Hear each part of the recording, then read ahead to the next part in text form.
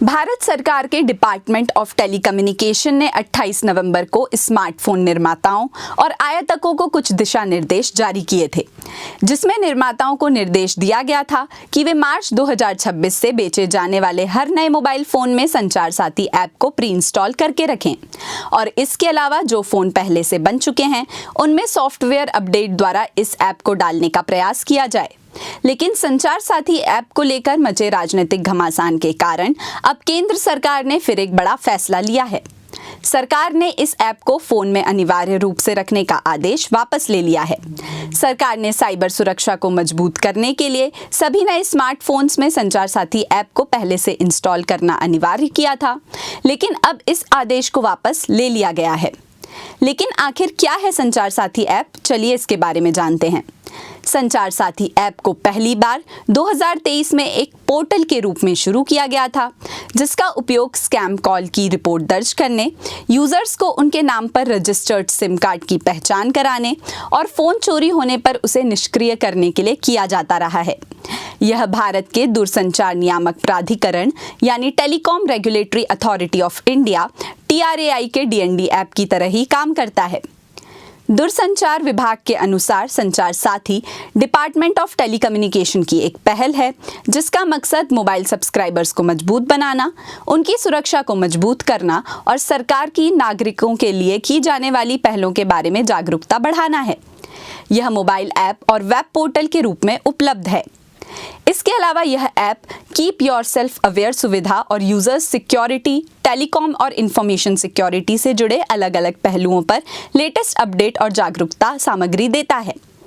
सरकार इसे लोगों को साइबर फ्रॉड से बचाने का एक टूल बता रही है।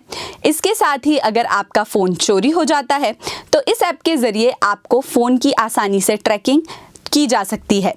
साथ ही ये ऐप लोगों को international mobile equipment identity number यानी IMEI के माध्यम से मोबाइल हैंडसेट की वास्तविकता जांचने में सक्षम बनाता है।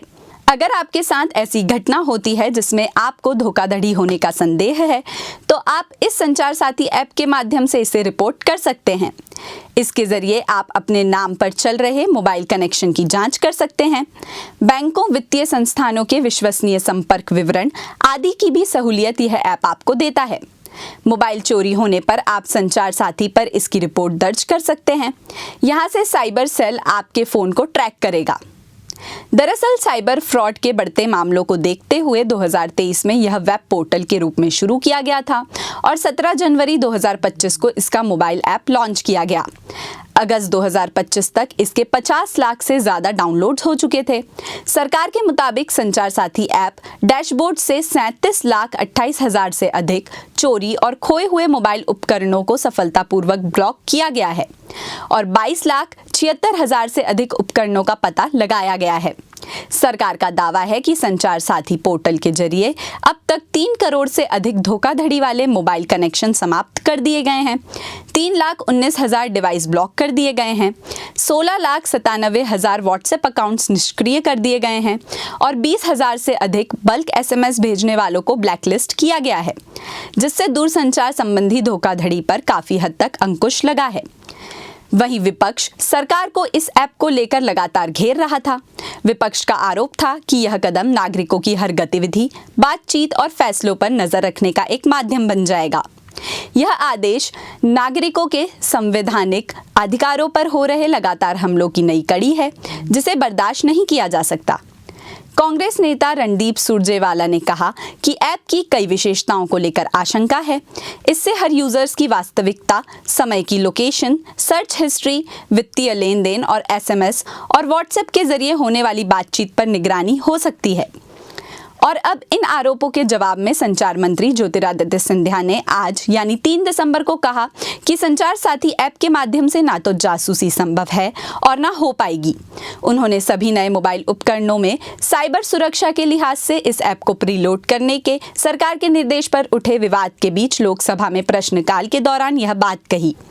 उन्होंने कहा कि प्रधानमंत्री नरेंद्र मोदी की सरकार देश की जनता के हाथ में अधिकार देना चाहती है ताकि वे खुद को सुरक्षित रख सकें और जनता की प्रतिक्रिया पर मिली सफलता के आधार पर हर प्रयोग किया जाएगा।